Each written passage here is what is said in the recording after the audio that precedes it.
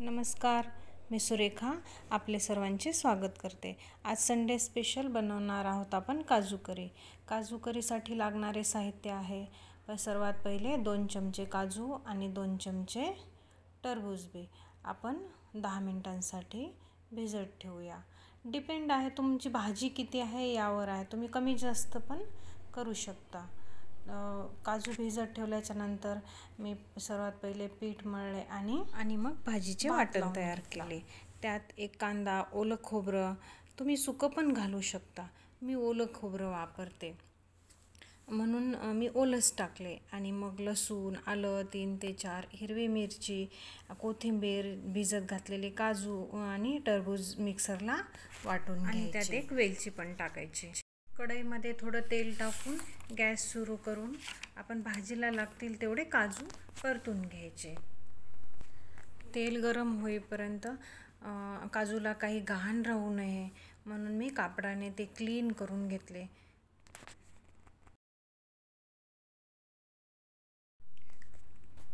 काजू परतवून घेताना जास्त भाजायचे नाही, ते थोडेसेच परतवायचे, कारण करपल्यावर ते छान लागत नाही भाजी।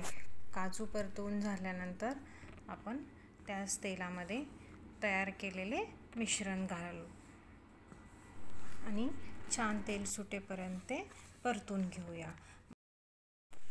मग टोमॅटो प्युरी टाकून त्यात लाल तिखट, चवीपुरते थोडीशी हळद,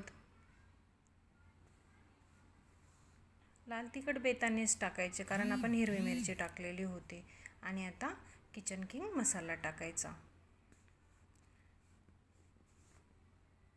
आणि त्यात तळलेले काजू घालायचे आणि छान मिश्रण परतवून घ्यायचे आणि वरतून त्यामध्ये मीठ टाकायचे।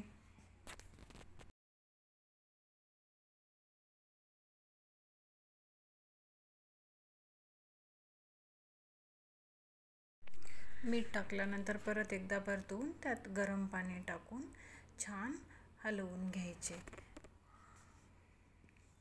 गरम पाणीच टाकायचे कारण थंड पाण्यामुळे कुकिंग प्रोसेस थांबते आणि भाजीची चवही बदलते, त्याच्यामुळे शक्यतोवर गरम पाणी टाकायचे। गॅस सिम करून झाकून ठेवायचं।